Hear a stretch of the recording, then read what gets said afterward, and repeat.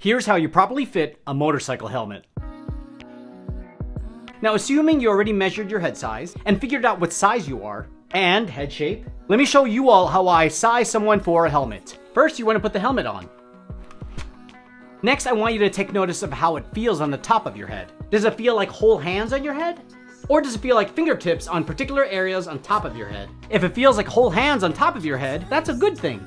Basically, I'm trying to find out if it feels even on the top of your head and no pressure points.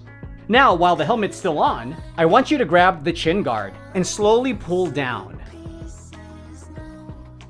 I'm gonna use a hat for this example, just so you can see better. So while you're pulling down, the helmet should, stop right around there.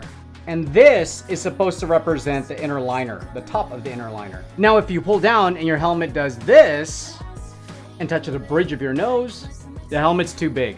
So here's my helmet, watch me pull it down, and it stops before touching the bridge of my nose. Next, I want you to pay attention to how your cheeks are with the cheek pads. Ideally, your cheeks should be pushed in a little bit. Now, this is my Arai Defiant, which is a few years old, so the cheek pads are a bit broken in. But, as you can see here, even though it's a few years old, it's still applying some pressure on my cheeks. So basically, you kind of want a chipmunk face like this. That's not a chipmunk face. The cheek pads should feel like they're kind of pushing on the inside of your teeth. Now, if the helmet is too tight where the cheek pads are causing you to not be able to close your mouth, the helmet's a little bit too tight. So you might have to change the cheek pads. Ideally, we check for this because you want as many contact points on the inside of your helmet as possible.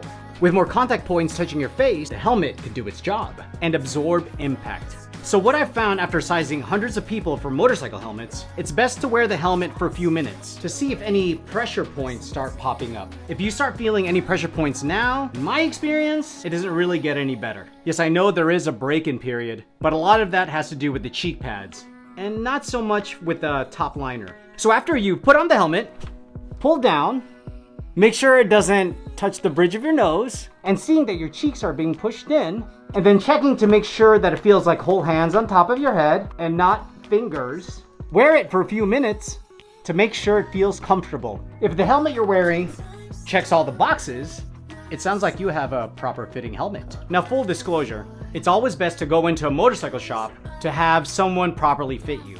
There are so many different head shapes. Different brands of helmets fit very differently. Where you might be medium in one brand, you might be large in another. So as a quick summary, figure out what size your head is by measuring it right over here. Figure out if your head is intermediate oval, long oval, or round oval. Once you know those things, find a brand that will work best for you. Then try on the helmet. Make sure it feels like whole hands on your head. Make sure when you pull down on the chin guard, it doesn't touch the bridge of your nose. Make sure there's some pressure on your cheeks, not too much, and wear it for a few minutes to make sure it's comfortable and no weird pressure points show up. Thanks again, guys. I hope that helps out. Don't forget to like and subscribe. And if you want to learn more about helmets, check out this video over here or this video over here. Thanks again, guys, and see ya.